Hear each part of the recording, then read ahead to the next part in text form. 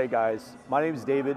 For the last roughly year or so, I've been a member of the PowerTech podcast, and I've trusted Eric and Andy to help me as a hockey dad, raising my kids and trying to figure out the answers. I don't have all the answers, and it's a great source of information, and it's an area where I feel comfortable leaning on to help me make better decisions. With that said, one thing I do know about is supplements. I find it's hard to navigate the whole supplement world and make sure that you're using products that work, that are effective, and again, are science research based. Blue Star products, incredible brand. Their products are based on research, science, the products work, trademark patent ingredients, and you can find all of the research just by scanning QR codes that are right on the back of the product. Thank you to Eric and Andy for their podcast. I think it's amazing, and definitely give Blue Star products a try.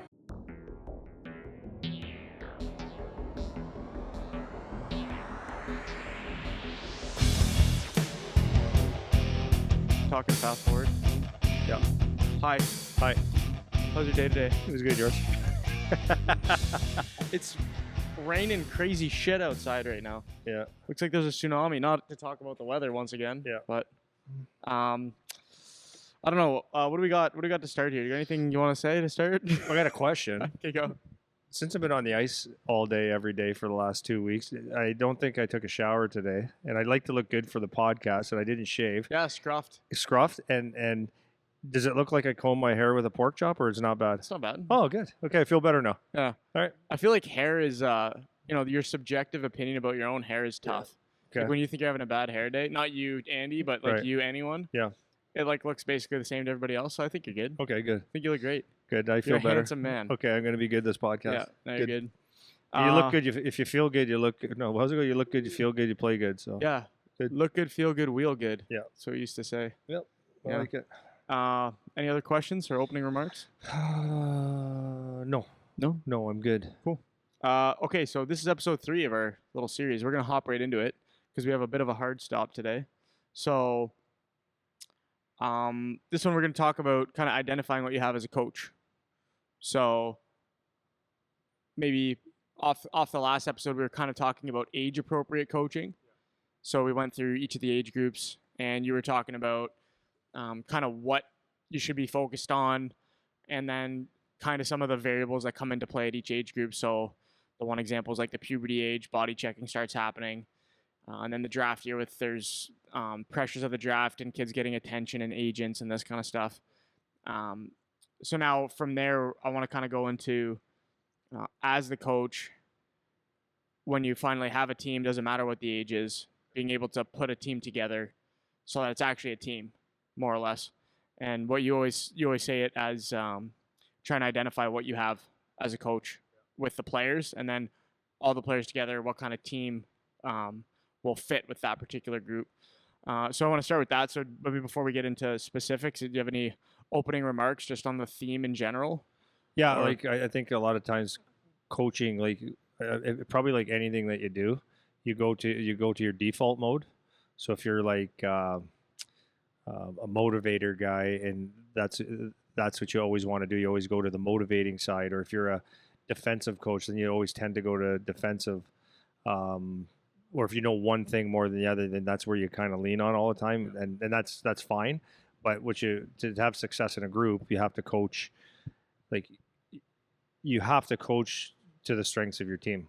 So, like, being that offensive-minded coach, let's say, if you have kids that are not very highly skilled or slower or something like along those lines, then that philosophy may not work. So that's what I mean by when you have a team to choose an identity that, or to find an identity that would work with that specific group of kids. Because every year, especially in youth hockey, even in major junior, right, you can or I think college may be different, but when you recruit or you draft new kids, that could change the identity of a team. So you can maybe go from being a big, fast, or a big physical team to a smaller, really highly skilled team, or a really tough team. So your identity has to match those kids. So if you got guys with, you got all these big wingers, let's say, and big D that are maybe a little slower and less sleek, you're probably not going to be doing you're playing like the Russian 5. You might have to want to go in a little bit more straight lines and maybe more of a defensive structure. So that's the thing. Or else you're just going to get frustrated as a coach, and it's not necessarily the player's fault. because and especially like when you get in positions where you're drafting kids, or I should say even lower levels when you're picking kids, you pick them for what they are. You can't really necessarily change someone from being a fast guy to a defensive guy or offensive minded to defensive. I just use that for example. Yeah, right. I was listening to a clip today of Rod Brendamore. I know you really like him as a I coach. like him a lot. I do. Not in a weird way, but yeah. And he's a unit, by the way. We Great talked shape. about that before, but holy Yeah. crap. So I think he was at development camp because all the NHL teams just had their Oh, development was that camps. that recent clip that he had out? Yeah, I think it was from No, their. it was so good, man. So he was talking about how development camp, he was basically saying, we're here to help you. So this week is for you guys to come to us and ask us questions and get as much out of us basically as you can, because we're here to help you. And they said, 3, 4, 5 years down the road, if you guys come and play for this organization, now it's going to be, what can you do for us? So this week is about that. And then he was kind of talking about the identity of the Carolina Hurricanes and how compete is like his number one thing. So right? remember a couple weeks ago, we talked about that, and I said in scouting, there's 4 pillars, and skating wasn't number one. And he just said it. He goes, the number one thing we're looking for is compete. Yeah, and that's what he said. He's like, if you want to play in this organization, you might as well start now. So, every time you step on the ice, we're looking for guys that are going to compete. We're looking for how much you're going to battle and all that kind of stuff. So right there, it's just a good example of the coach setting the tone off the hop and telling the players at the higher level, like, this is the type of player we're looking for. Now, at that level, they have the luxury of looking for that type of player. I want a guy that's really competitive, where if you're a AAA coach for a 12-year-old team in a small market, you got who you got more or less at tryouts, and you have to figure it out with what you got. And that's a kind of the difference, I think. But either way, just the fact that I might try to find that clip actually to put it, I'll layer it into the episode if I could find it. Because it was just a really good example of that coaching communication. Yeah, and what I liked about it was it's not like, for me, that's not rocket science. That's the mindset someone should have if you're trying to be a professional. But for a lot of people that saw that for the first time, they were like, "Wow, this is really good stuff." But that's what hockey's about. That's what it is right there, right? Like, because that's what hockey is about, right? People, I think, sometimes forget that when they're even at the lower levels. It's like, what can the team do for me? That's not the way it works. It's like, what can you do for the team? And I think the sooner that people understand that, then it changes the mindset a little bit. Yeah, absolutely. So I got a whole bunch of shit that we're gonna try to get through today. I want to start on the team coaching stuff. So you kind of started talking about this a little bit in your little opening monologue there, about coaches going to their default. They coach their style. And that was kind of the first thing I wanted to talk about is not being stuck with one style of coach. I don't necessarily know if that's the best way of saying it, because you have your personality as a coach. So if that's the same as style, like, not necessarily, but you need to be able to adapt to the players that you have to a certain degree. I think is kind of what you were talking about. If you default to one communication style or one type of identity for a team, when that doesn't really suit the type of players that you have, then you're going to run into some issues. So maybe we can start on that, and then we'll start going through some more team stuff and identity stuff. Well, okay, just really what hits close to home is these groups. I have most groups that I deal with, like, from a training standpoint, and then we'll put them in kind of age groups. Most of the groups are very, very responsive, meaning you say hi, they say hi. You say, you got the drill, they say yes. You got it, guys? It's like, yes. And then I have another group, like, for a couple years, where it's like I go crazy, because I when I speak to them, they look, and it's just the way they are in general. And almost to a guy, though. And I'll say, okay, guys, get in here, and it's like the air and the sound and the feel of the whole rink is different. It's almost like dead. And I explain a drill, and it's like I look in their eyes, and it's like looking in the eyes of a chicken, right? It's not like, okay, yes, coach, and nodding your head. So as a coach, I'm sitting there going, guys, like, are you guys listening? So I make them speak to me. I make them say yes or no, or else we don't start drills. But it's like very, very frustrating because my personality is like, hockey is hockey. Like, let's get going, and you guys understand it. And I've always grew up teaching my kid, teaching myself, teaching the players that it's very important that when a coach talks to you, that you look at them, you respond, you show them that you're into it. So for me, when I get that reaction, it's like I question myself. So I as a coach have two choices, or maybe more, but I have a choice. I have a choice. I can get upset with them every single time, which I do sometimes, because it's like, how many times do you want me to go through this? Like to ask you if you're into it. That's on you. But anyways, so I have a choice of continuing to do my way and frustrate myself, or kind of change a little bit, not everything, but change a little bit so that I can fit into their personality as a group. If I don't, it's just going to be a long whatever we're doing, year, month, week, whatever, right? So when I look at a hockey team, you can have that energy, and you can, and don't ever change that. Like, don't change that part. But when your team's one thing and you want it to be another, it's like maybe it's you that has to change. So yeah, like there's got to be some play in the joints. Like there's got to be some flexibility with how you do everything, whether it's communicating, how you do drills, the themes for your practices, the style of play that you want your team to have. Like you have to be able to be flexible, and I think that's kind of like the new school way of coaching, because you talk about all the time like the old school guys where it was like my way or see you later, and it just doesn't. I don't want to say it doesn't really work, because it can work, but it's not as effective as a long-term strategy for lasting as a good coach.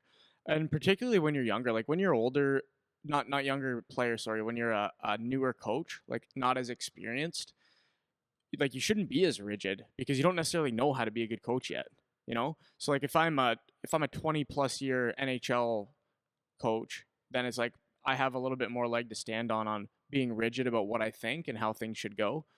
But if you're like coaching your kids team for the first time and you're not very experienced, or you never played, or whatever, fill in the blank with whatever you feel like you're missing as in a coaching role, like you don't really have a whole lot of reason to be rigid about what you think. Like you should be more in that growth mindset where you're trying to figure out the best way to coach. I'm very malleable, flexible. But that's been more and more over time, because I realized that not everything I did 10 years ago is I'm not saying I was wrong with things, but I could have been better in certain areas. And if I don't change, then nothing changes. But so speaking of the identity, right? It's like, it's really important, because you could want to have a team. You look at a team playing one way, but if that's not the guys you have on your team, the players don't match that identity. It's just you're going to be butting heads all year, or you're just going to be frustrated.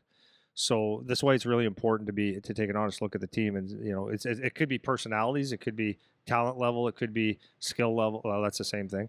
It could be size and all this kind of stuff. So, for me, if I'm picking a team, my ideal team, I would have a bigger team, very physical, very competitive, and obviously high skill. I mean, is that the perfect team? Of course, but I would like the execution and the skill and attention and people just being really into it, so that I could high play energy environment. Yeah, so I could play that physical game, because I know that a physical team over the long run has a chance to go deep into things, because they have a physical advantage more or less, and they're going to compete and all that stuff. But if I don't have that, I can't expect guys like from a town of, like, if I'm coaching an A team as opposed to a triple A team, and we're from a center of 30,000 people and we're playing the Toronto Marlies, I really truly can't expect. We could talk positive, right? We could talk positive and say, no, we could play with anyone, but the reality is you can't.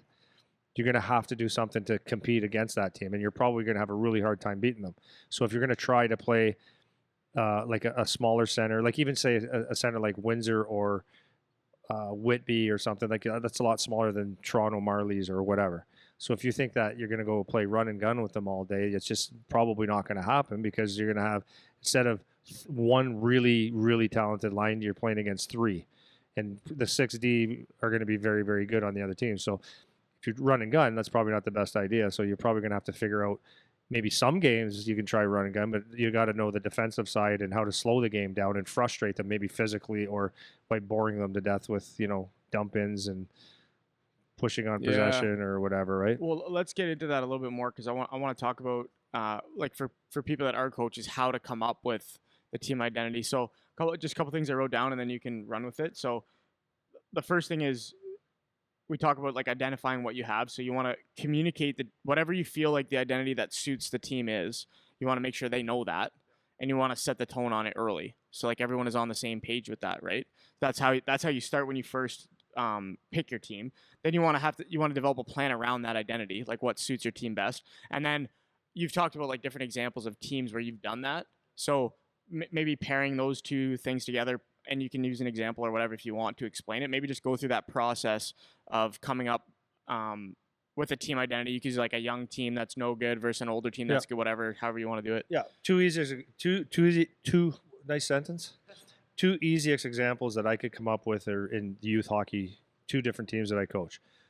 First one would be when I coached major bantam U16 or U14 or 15, whatever, major bantam, minor midget in the States.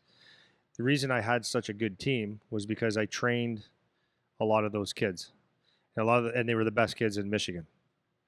And when I decided that I would take that team, they were telling their buddies, the best guys, to come and play for my team. So that sounds like match made in heaven. You got the best players, and that's the truth, with the exception of some. There's a couple guys here, a couple guys there that stayed on their teams and stuff. But I knew I could play with anyone, anytime, anywhere. So that's good. So I knew that looking at our first practices, our first times getting together, I'm like, okay, highly skilled, highly skilled, fast. We had like 2D that could skate as fast as any forward I've ever seen. Big guys too. I had forwards that were fast and skilled. So right then and there, I knew, okay, I've got a skilled, fast team, one of the best teams. So I'm not going to slow this down. I'm going to play to their strengths, right? And their personalities, to be honest with you, right? If I started telling my top 3 to 5 guys that we're going to slow this thing down and we're going to play a good defensive game, it's like wrong, right? So it was about playing fast. So that's what I said. I basically told them, I said, guys, I feel that we have probably the best team here if we work hard, if we do things right, if we follow a plan and play a certain way. And they bought into that. So our theme was basically we're going to be a hard team to play against, but we're going to be fast, hard, and competitive all the time. So everything we did was with a pace that was incredible. Our practices were pace, our games were pace, because it's like any team that played with us had to keep up to us. And even if we had, and then that was another thing, we had wiggle room to when we did make mistakes, because I knew that if Brendan Warren went down the ice and let's say he cheated a little bit or he did a high risk move and 2 guys are going to the net as opposed to 1 and 1 guy high, we had the D that could support the speed coming back and the talent. Plus, I knew we had someone coming back that would probably catch the guy with the puck. Right. So it was like there's a lot more risk, little bit more high risk. Now, having said that, I still wanted to teach them the game the right way. Right. So that was that. So sorry, just on that team in particular, because that was a really good team. Just for a little more context on how good that team was, just so we can make even more of a contrast. How many of those guys were either like drafted or went on to play major junior or college, or like how many guys on that team were like great team? So Morsey, OHL Blaisdell. 2 guys that went to the OHL, maybe 3. 2 guys went to the OHL. Grant Gabriel, Karch. 4 scholarships, 4 full rides. So out of that, 6 guys out of the whole. Oh no, and then Nicky Azar went to Harvard. So 6 guys had school paid for. Wow.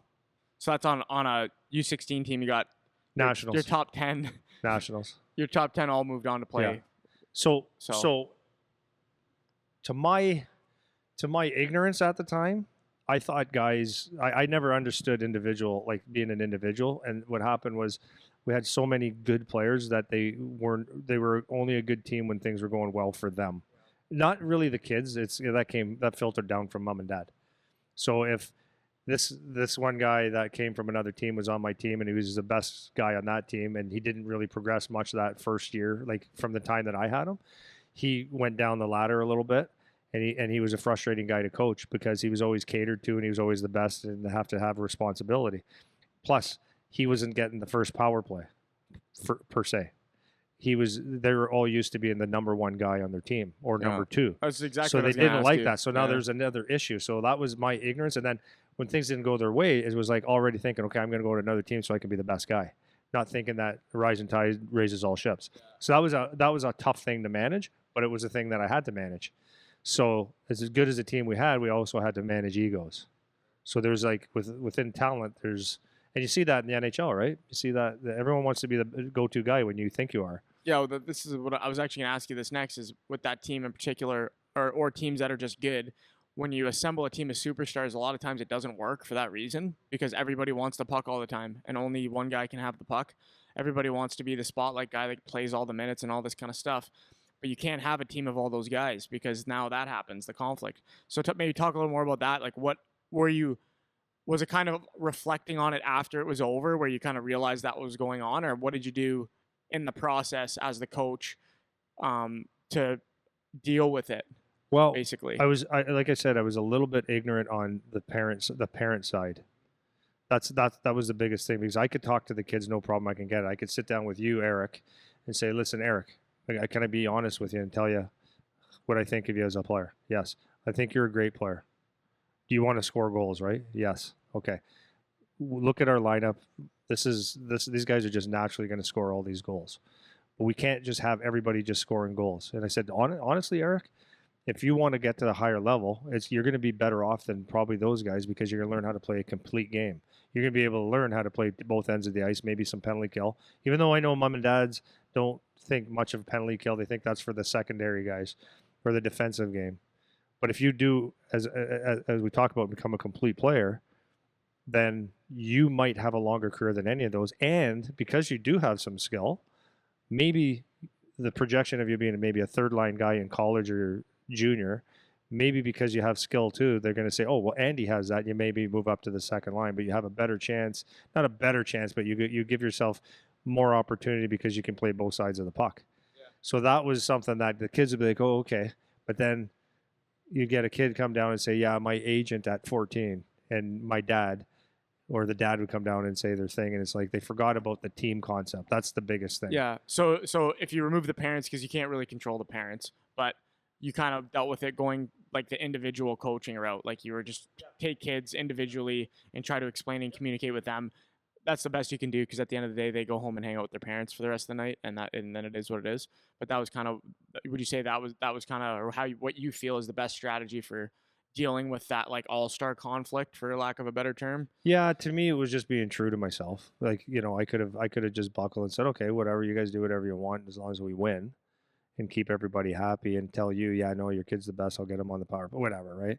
But for me, it was about being true to myself because like as soon as you start stepping out of who you really are and what your beliefs are, then that's where you're going to have like a ton of problems. So if I just wanted to be a people pleaser, then you can't please 18 people. So some people are going to have their feelings hurt, and that's okay. Not that I ever want to do that to someone, but and you know what? Some kids prove me wrong. Not wrong, but yeah, I don't want to say they proved me wrong because I always believed in them, but they were feeling at the time that they were getting shit on, but it's just there was someone better at certain spots. So like the one boy got scholarship at Ohio State and then went on. He played the U.S. national program, and he wasn't my best defenseman at the time, but he was a great defenseman, but more offensive. So I put him in offensive situations, less defensive, but he he wanted both. Yeah. So right. yeah, so it's just a tough thing. But then, so my other side of it was when I coached Charlie those young years, those 2 years when he was young, it was a complete opposite.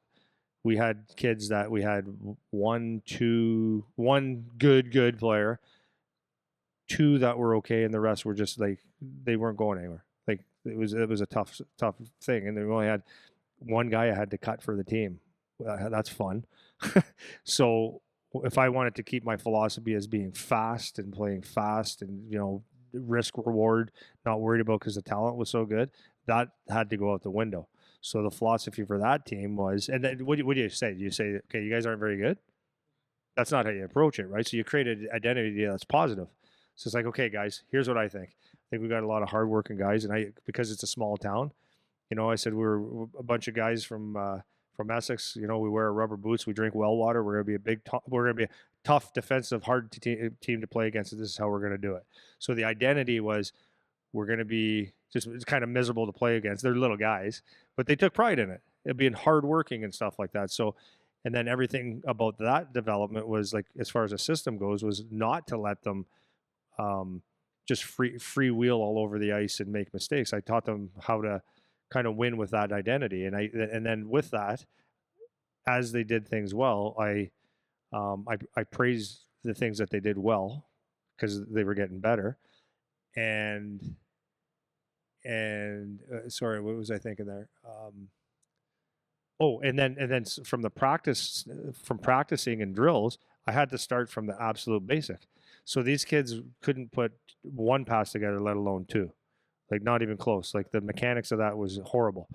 And by doing good, repetitive, small drills to gain their confidence and stuff, honestly, it took about 2.5 months, and they were zipping pucks around. It looked great, and then they were able to play like that. So it was like started from like just getting their confidence, and then they were able to do things. But just like a player that is a meat and potatoes guy, like my buddy Jimmy Sandlak said, he goes, if you're a crusher and you try to be a rusher, then you'll be an usher. So it's the same with a team, right? If you're a team that has this identity and you have a little success somewhere else, and then you try to be that's not what you are. You got to go back to your basis. So that's what we always did with that team, and we had success, like huge success with that team. So both teams had success, all coaching.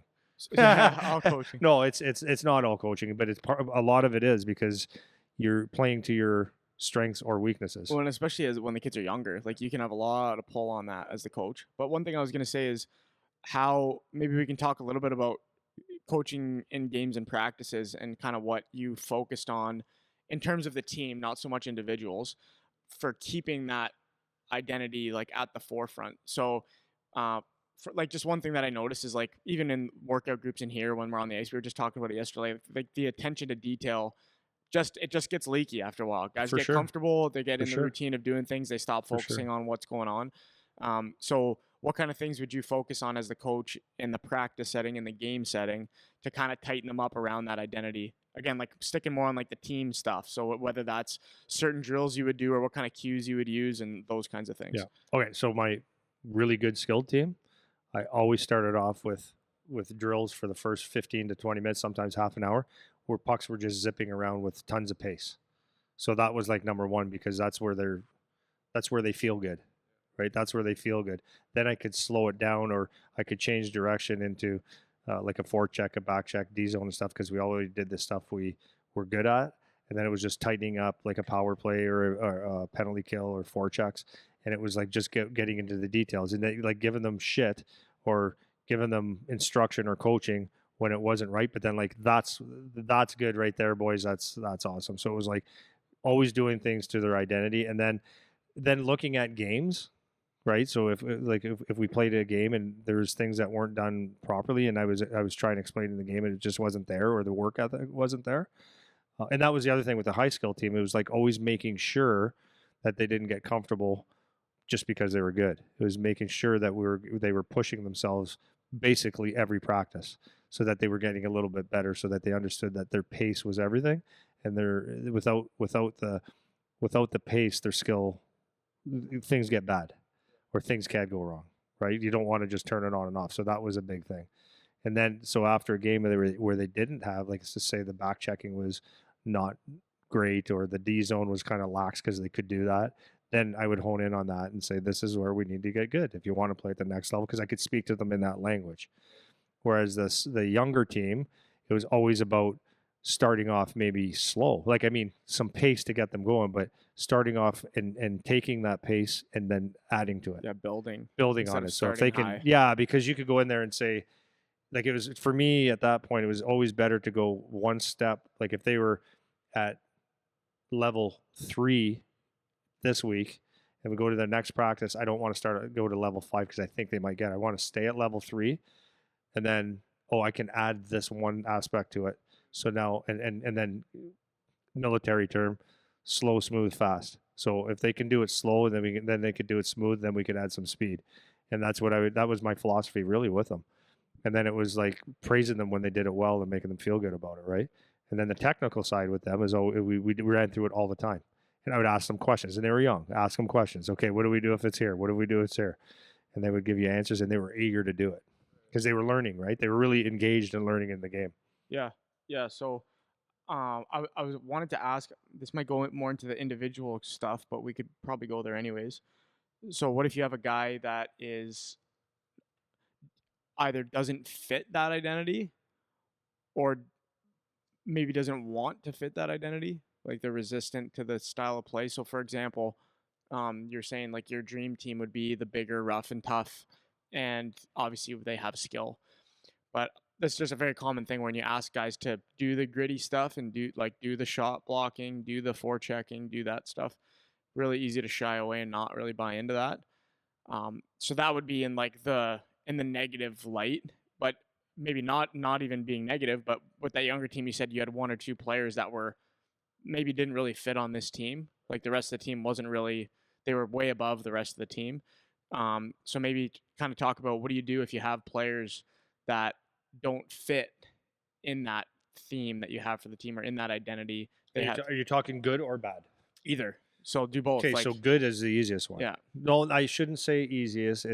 I think it's the one where you can probably talk them through because you can use leadership and how the team follows you because you're the best player or one of the best players, if you want to use that term.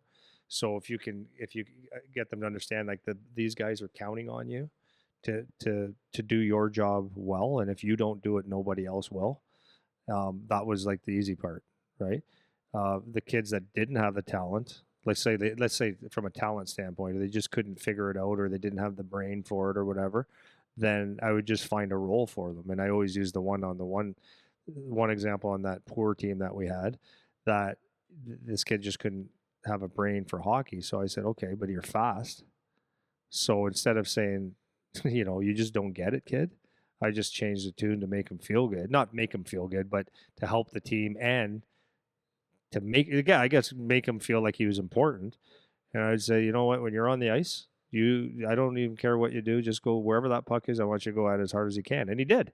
And for him, it was good because he didn't have to overthink. And the guys on the ice with him knew that's what he was going to do. And he had some success out of it because he was like took a lot of pride in his one job that I gave him. Right. And then he might be on a breakaway, he's not even going to hit the net. He might do something just like you go, how did that even happen? He might be on on a breakaway, but a guy ahead of him, he would never give him the puck. He didn't see it. But, we live with that, but he did some good things. So we took pride in that. And then it got to the point where he was actually not bad at penalty killing. So I could throw him out on penalty killing because I gave him a roll. Go chase the puck wherever you want. The other guys will do their thing. And it worked, right? And the guys knew it. And I didn't put it in a negative way for them. So that's good. Now, if you've got someone that just resists, refusing to do what you want, that's a whole other issue. And that's that issue is more like, okay, now you need to be coached, but now this is that equal fair thing. If you don't do of course you teach them the leadership, teach them the principles. See you, boys. We had an audience here today. You teach them the principles of leadership. You teach them how important the team is and the team concept. And if he still doesn't want to buy into that or try to, he's thinking more of himself and all that kind of stuff, well, then the consequences have to be something. So that's fair and equal. That's where that argument of fair and equal just doesn't add up. He doesn't just get to play the way he wants because it's youth hockey. Like there's 16, 17 other guys on this team that are doing it properly. So until you do it, at least try to do it, I can't reward you. So which one would you like? I'm not saying I'm sitting him for 3 weeks, but there's consequences to not being a team guy. Yeah, and I think the coaches, they get stuck sometimes if that player happens to be their best player. Right? There's a tricky situation. But that's I'm glad you said that because I wasn't even thinking that right away, because that happens a lot. Because they think that their leash is longer. It's because I can score the goals and stuff. But I'm telling you, as a coach, you will get resistance from the parents and maybe even other parents. But you will do him a total injustice if you don't correct it, if you don't teach him that. And even if here's the thing though, even if he doesn't follow your rules or he doesn't toe the line with you, you planted a seed. whether that's 9 years old or 12 years old or 14 years old, he's heard it all year that you need to be a team guy. This is the defensive side is just as important as that. Don't cheat on this or whatever don't slam your stick because you're the best or all those little things. If he's heard it multiple times from you, you've planted a seed and you've done your job. Right. But the top guys have to buy in, man. Like it's important. Like, some guys will have a philosophy, yeah, but if we win the game and he scores the goals, who cares? Because whatever. But if you're trying to make him a good hockey player, long term, not short term, then you have to address those things. And trust me, parents will resist. They're gonna think you're the dumbest coach in the world. I've been there. No, I know. And I was remember right, that by too. the way, Yeah. every time. Yeah. Right. I remember Because- that too, though, because Yeah. the guys would. And to your point about other parents even getting upset, it'd be like, you're costing us a win or a game because you're not putting the best guy on the ice or whatever that could get us a goal. And like, it's not what's the point? Like, this is where it's like, what's the point, right? Because parents get real caught up about like development, but then when the game starts, it's like, well, now it's about winning, you know? So the parents are just as at fault as coaches and teams are with that development versus winning thing, because they all want to bark about development when they're not in that setting. Well, it's like, this is kind of part of development, man. You got to learn how to play the game properly. Development's a buzzword. Yeah, I know. Like I'm not trying to be like Joe Cool guy here, but it is. It's a buzzword. If you say development, what does it mean? Pylons? Does it mean what? Winning games? Does it mean What should mean learning to play the game Right. properly. Yeah. That's what it should mean. Yeah. You know? Yeah, I'm a big fan of that. Like, I guess the question you want to ask, both as a coach, as a player, not both, all three things, coach, player, and parent. I guess the question you want to ask is, do I want to be a really good player, or do I want to be the star today, and not actually improve my game to the point where when I get to junior or when it actually really, really matters, that I have to relearn it there, right? And I'm not saying that you have to coach that they're perfect players, but habits like laziness, bad body language, selfishness, not being a team guy, that's selfishness, I guess. All those things, not listening, doing your own thing because you can. Those things need to be dealt with, at least from your point, so that you've done your job. Because if you don't, then it will. Like, here's the thing: it will bite you in the ass at some point when you just think you're too good. I've seen this not hundreds of times, like hundreds and hundreds of times, where you were just thought you were better, or you just didn't have to learn that part. And being really honest, myself as a player, there was times where I said, yeah, like D zone as a kid, I always worked hard, but it's like the details of it, I didn't really have to, because I could kind of piss around or get it when I wanted to, or score a goal. Like, that was better. sick. Yeah. Yeah. But did it hurt me in the end? Like, I fixed it, I learned, but why didn't I just learn it myself, or have a couple people around me, like family or friends, that say, no, this is why it's important? It'd be great to have that around, right? Yeah. So Yeah. So I think we're kind of getting into that individual coaching side, which is equally as important, because I think a lot of times coaches will focus on the team stuff and they kind of neglect the individual coaching piece, and that particularly like the higher levels. And I think it's kind of like we said before, once you get to junior and up, it's like it's a job now, and like there's money involved, and people are trying to win, and they don't necessarily have to care about what you or what's going on with you individually. But I think at youth hockey, it's even more important, because exactly to what you were saying, you can set the stage early for teaching them good things. So within your team, you first you get your team identity, and then within that, you should be trying to plug in some individual coaching to give the younger kids, maybe a role is not the right word, but a role, or have their own personal identity. So maybe even within that, those two examples you gave, the young team and the skilled team, how did you go about coaching individuals to have their own role or their own identity or something they can take pride in? Like the one kid you gave as the example that was fast, whatever, like that's a good example of that. But maybe you could talk about that a little bit more on the individual side. yeah, well, the individual side is, to me, is what is the game changer. Like, because you can talk to a group like just naturally, right? If I'm talking to a group, if I'm standing a certain place or someone's got my attention as a player, then I could be talking. I could, as I'm speaking, I could always be looking at that person, and these guys over here or over here might not even think that I'm talking to them. It's like, oh, he really gives a shit about Cam. Like that's all he cares about is Cam and that guy. He keeps looking at them, or maybe that kid's going, "Why is he staring at me so much?" Right? Like it's like that's the group thing. So, but anyways, the message is for the group. But then if each kid doesn't have somewhat of an identity, then they're kind of lost, or they don't know the importance of it, because everyone can figure out real quick who the top couple players are, right? So is it all about them, or is it right? So what makes me important, right? So that's why it's very important, like within that identity, that people have roles. So when you like, let's take that younger team that I had, it was like I would well, first of all, I made sure every single practice, every single game with every team I've ever had is that I'm not saying the whole team, but there's individuals for 2 minutes, 5 minutes, 10 minutes where we might talk. Could be a goalie and say, "How you doing?" Like, not seeing a lot of shots, or you're seeing a lot of rubber, you're doing well. It's like, what's going on? Is there something going on in your head? Just talking to them, letting them know, like, oh, he actually noticed. Right? It's important. And then it could also be like actual coaching. Like, first of all, I think it's important to find out how they're doing as people first, because that's a good thing. But then ask them about their game, or tell them what they. You know what, Eric? The last couple games, you know what I love about your game is like your forecheck and your back check have been outstanding. Like you keep doing that, like, dude, you give us a chance to win. That you make like so you're a third line guy, right?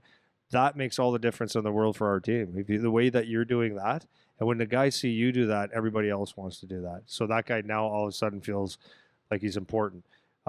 And then of course you can be specific to what they do on the ice, like center, winger, shots, stick handling, whatever it is.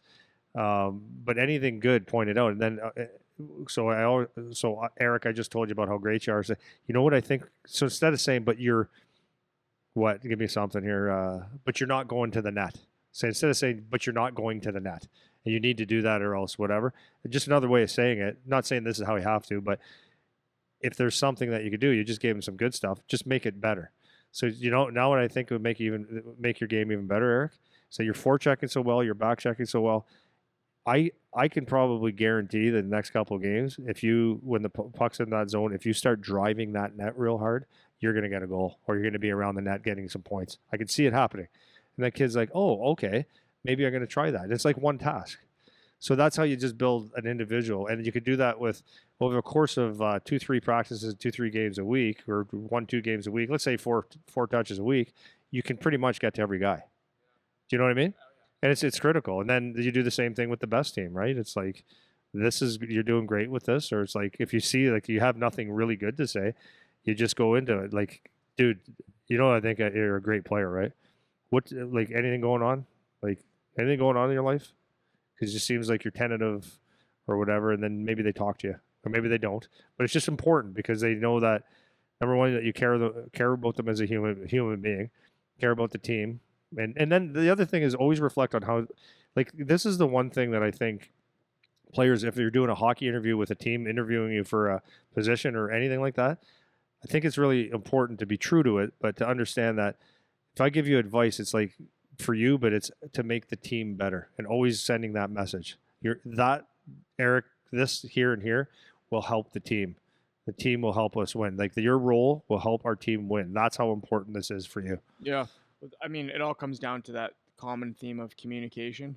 But two things that you were kind of talking about there, when you first come up with the team identity, then for the individual players, kind of what you're talking about is it's not clear how do we accomplish the goal of the team identity as an individual now. So, for example, you have a team that's really fast.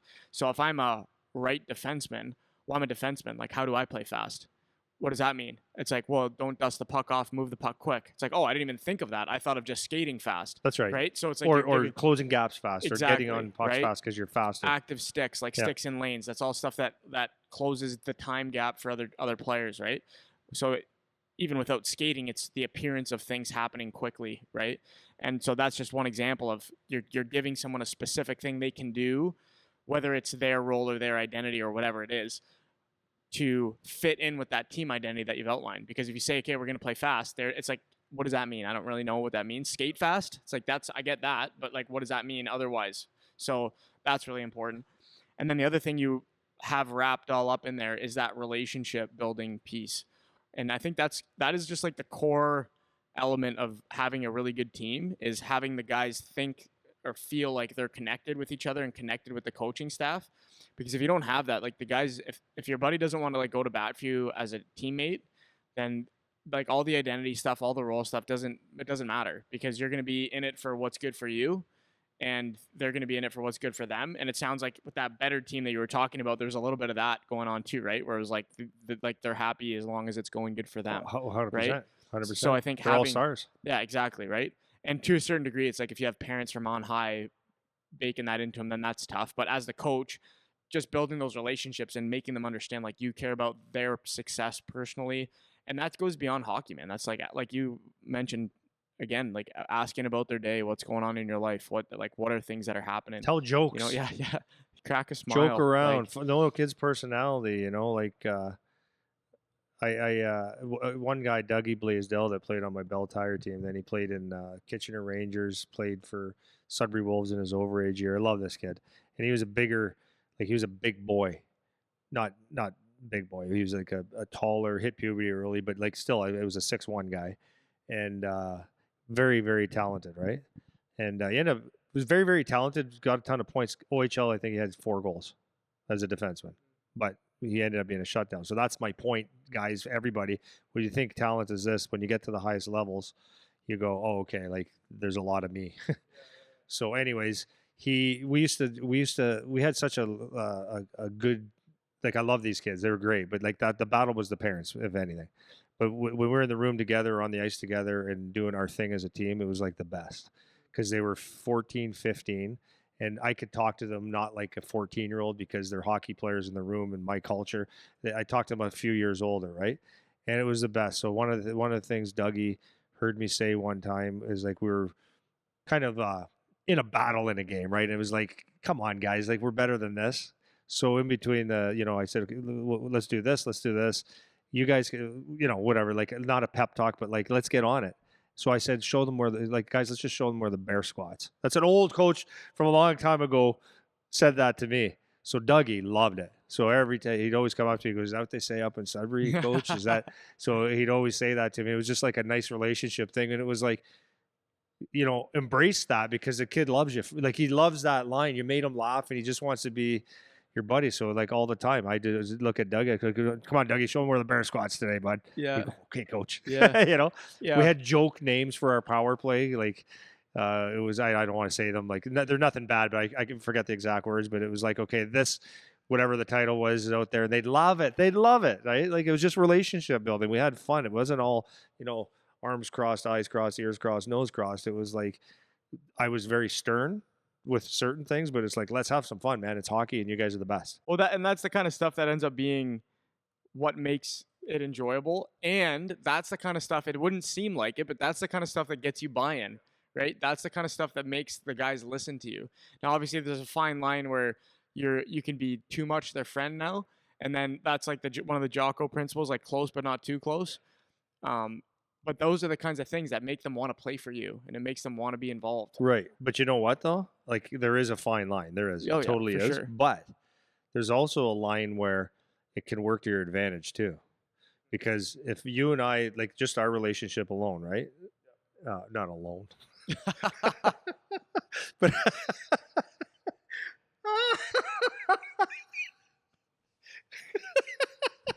no, but our relationship alone, it's like, this is how it is all the time, joking around, like nothing's really, it's easy, right?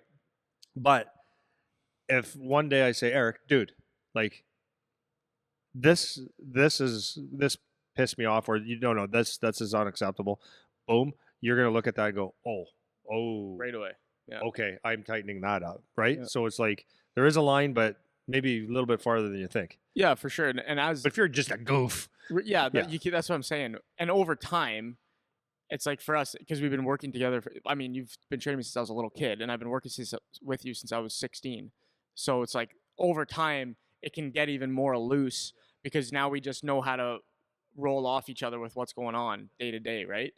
But yeah, as a coach, then there is actually a fine line. So you want to make sure you're not going over that. So you talked about kind of helping to create an identity for the player, then communicating that.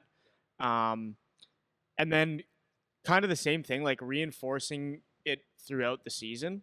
So you set it up early, right? And then throughout the season, you want to keep reinforcing like what that player is and why they're valuable, because like the kids, especially the young ones, like they need reminders, like they forget really quick. Um, and then there's also like a little bit of, if you haven't shown them some love in a long time, then they can feel like now you don't like me or you're mad at me or whatever. Some love. Is that what did it?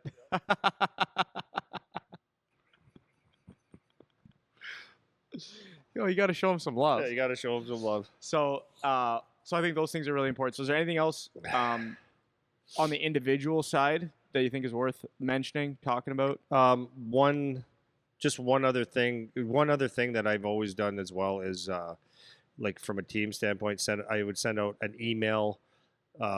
Tried to do it not every week or whatever, but like sporadically send an email to the parents and the kids together. It would be more like really proud of the group. I think this is what we've done. Like, so that's kind of like, might sound cheesy or whatever, but it does.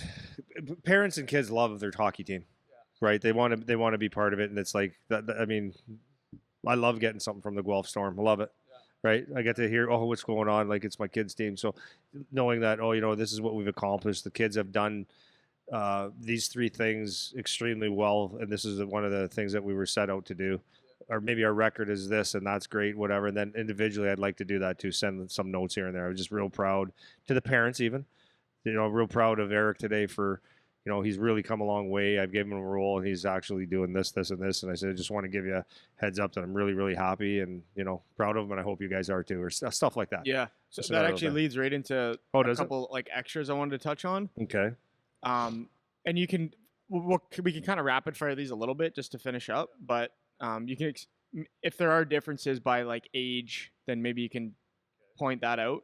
So the first thing, it's all this kind of stuff. So just because you're talking about, reaching out as a coach, so talk about like either like scheduling or like team building activities and all this kind of stuff.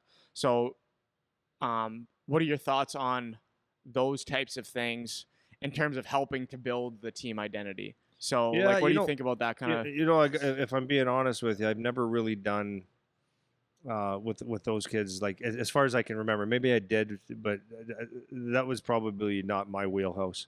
Because I don't like to do pretend things, and I didn't know if that was actually valuable. Like when I see some of the stuff that people do for team building, I'm like, okay, it's like anybody can do that. This kind is of exactly stuff. why. Sorry to cut you off. This is exactly why I wanted to bring it up, because I think a lot of parents, coaches, it's like just taken as a given, like we have to do team builders without putting a lot of thought into it. And then to your exact point, it's like we're gonna go to the movies. It's like, okay, like is that a team builder? Or we're gonna go do this thing, random activity, and we're gonna call it a team builder.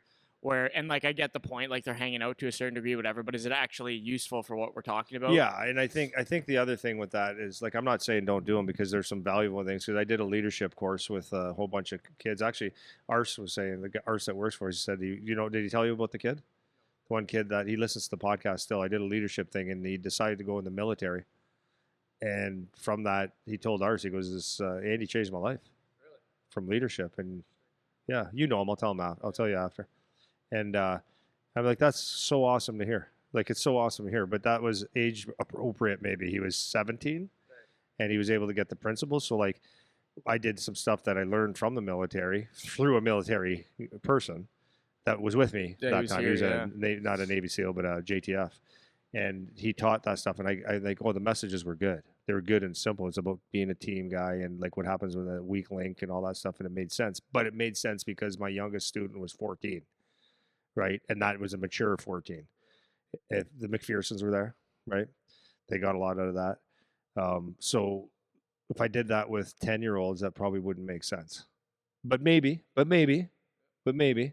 So I don't want to have to really explain that. But to me, the team building or the team bonding would be when you're together and just doing, for me, it's more of a natural thing.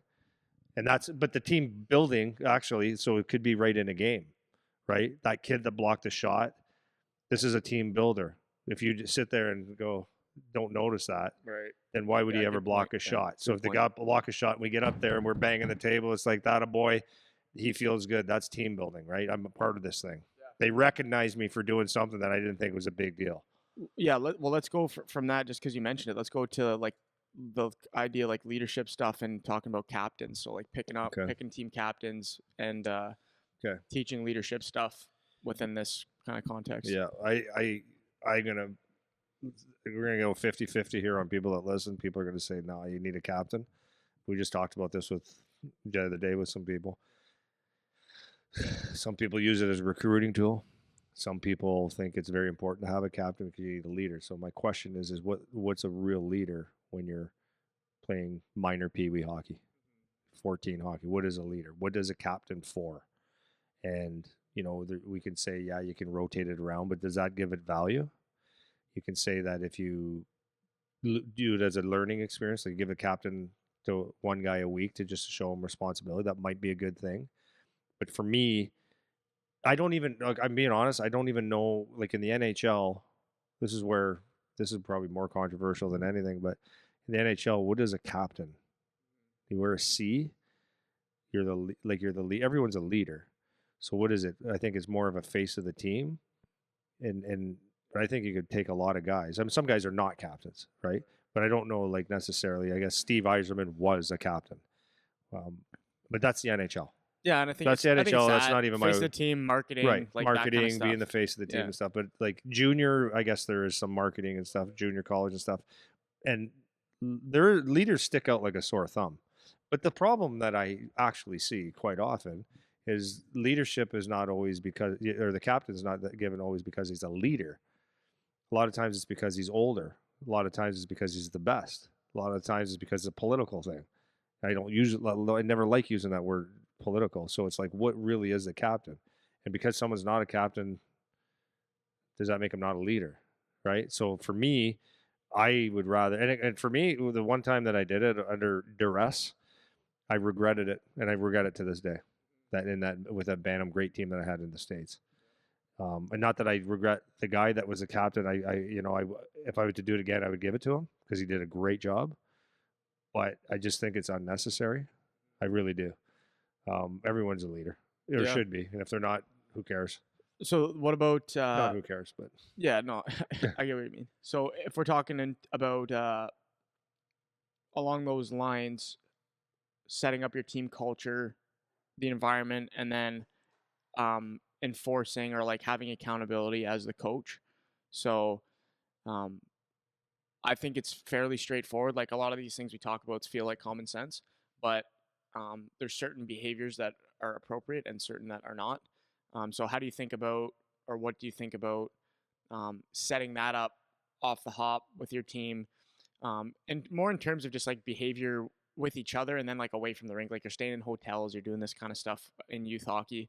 So kind of what was your philosophy on that and how did you set that up? And if you want to kind of dovetail again that with like team rules and those types of things. Well, okay. So first of all, I don't like the team rule stuff is all great. But if you say, for example, we need you at the rink an hour before the game or practice, it's like, okay, why? Now, and I'm not saying that's wrong, or 10 minutes before is fine. That's whatever it is. It's like, why? Explain like the life lesson. Do you know what I mean? So every time you have a rule, there should be something that, not every time, but when you have rules, it has to make sense if you want to build leaders, how it applies in life, right? So I just gave my guys, okay, I'll just tell you a story. Yesterday with my junior guys, I talked to them today because I was snapping yesterday. I didn't want to really snap because I wasn't really in the mood. But today I called them out on it. I said, listen, guys, we've been working together now like for years, but like this year, the off season, we've been working together since some of you guys May. We're in the end of July. I said, what happened? We did our skill. That's all good. Now it's getting to a different point in our training.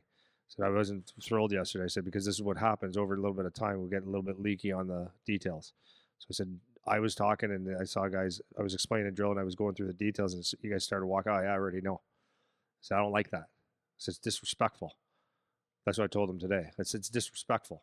When Dale talks and you guys are talking to each other, not looking at him, it's like what you're doing to this coach here is you're saying, I don't really care what you say. I already know. So right there, as a coach, I don't like you right now. You do that a couple more times, I don't have time for you. So that's why you always want to pay attention. So that's like a philosophy, like it's a rule, but it's more of a philosophy, but the philosophy that's going to help them later in life. Because I don't know one coach, one teacher, one person in authority. I don't even want to use authority or leadership that respects or enjoys someone not really paying attention or not really that interested in what you have to say. The other thing was like when we did the one drill, we did the skill thing. We had some toys on the ice, just a little bit, and then we went to go do a flow passing drill, and there's cones all over the ice still. So that's when I was snapping a little bit.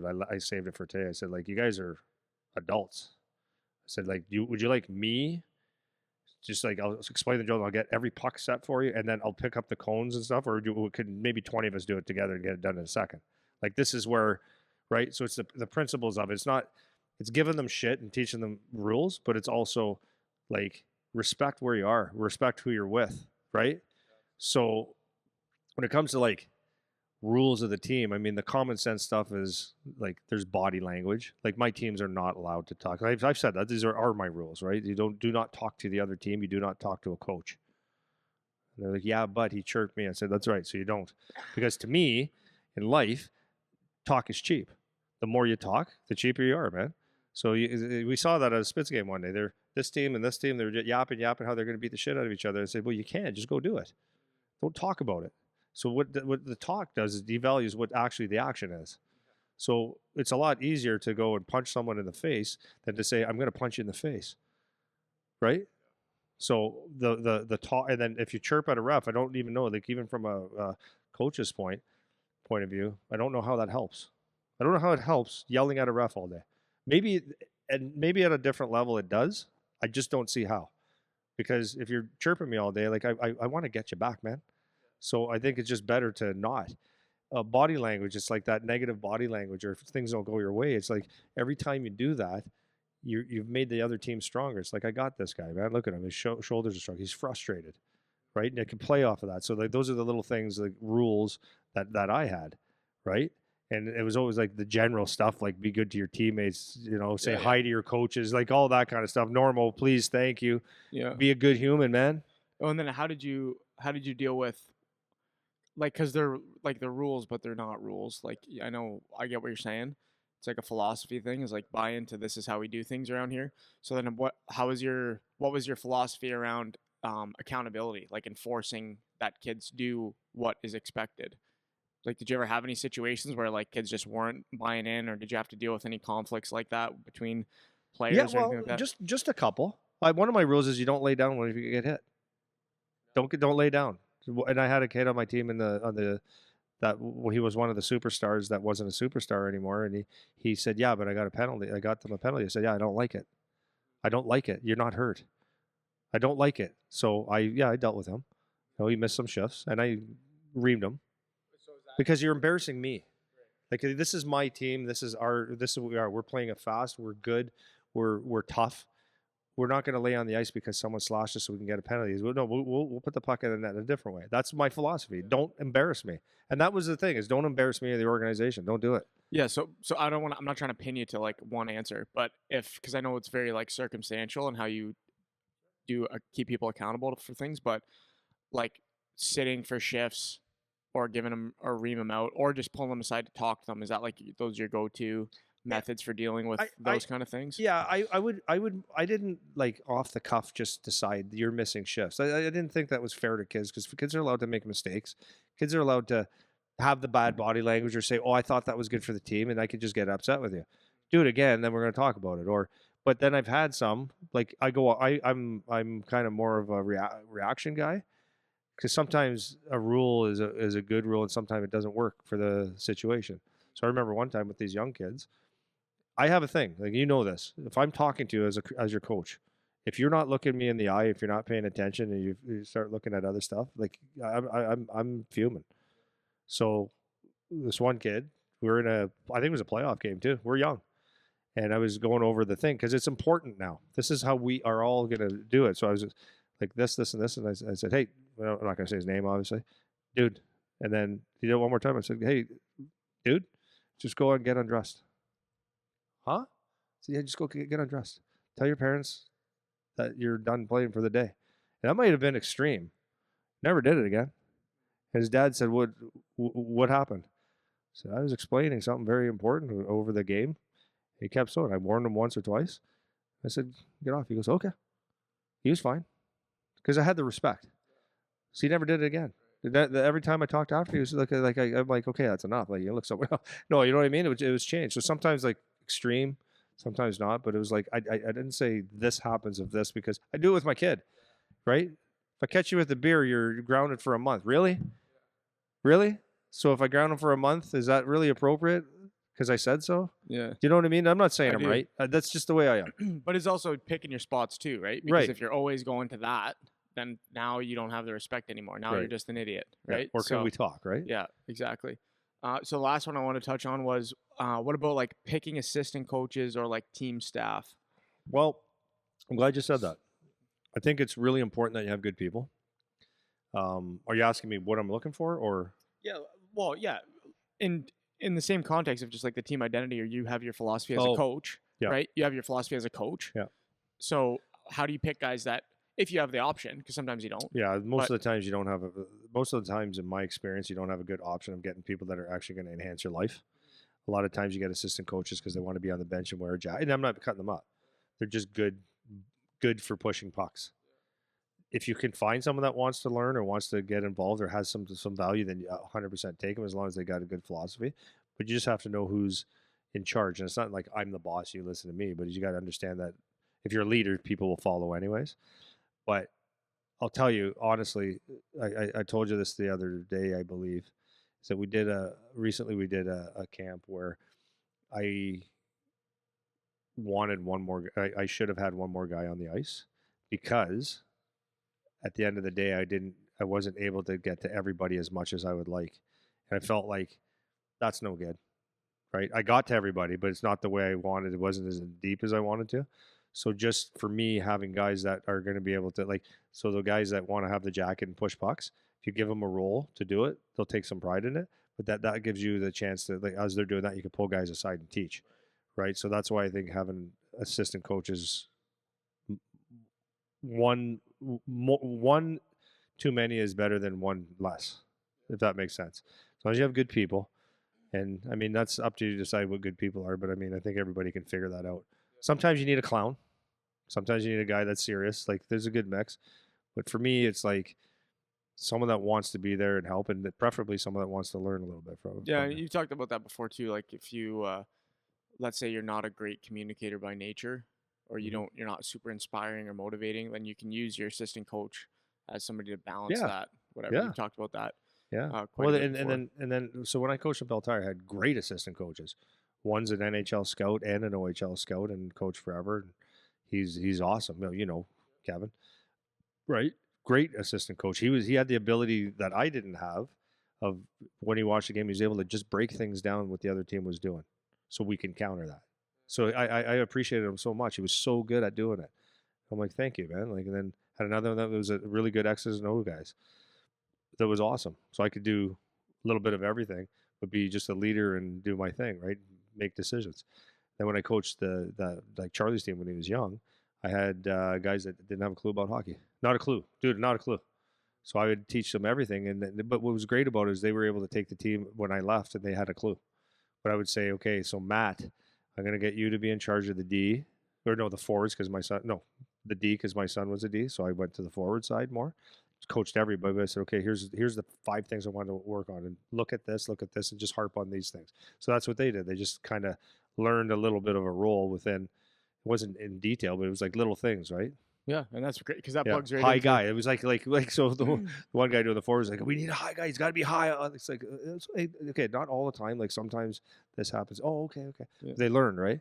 Yeah. So it was great. No, that's funny because that plays right into Oh. what you were saying about the team identity, the individual identity, and then even Yeah. with your coaches, like giving them Yeah. a little bit of a identity or a little bit of a role within that structure as well, right? Yeah, So- I think people that coach, they want to do it. They obviously want to know the game. People love the game, and they coach sometimes because it's their kids, but sometimes they're volunteer guys that want to come in and be part of it. But I think they do want to learn.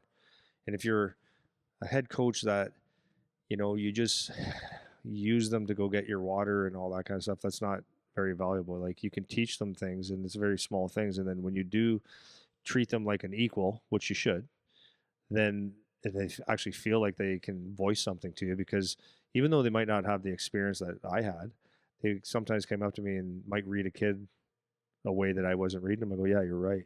Or they see something that I didn't see because of the game. So I have empowered them to do that.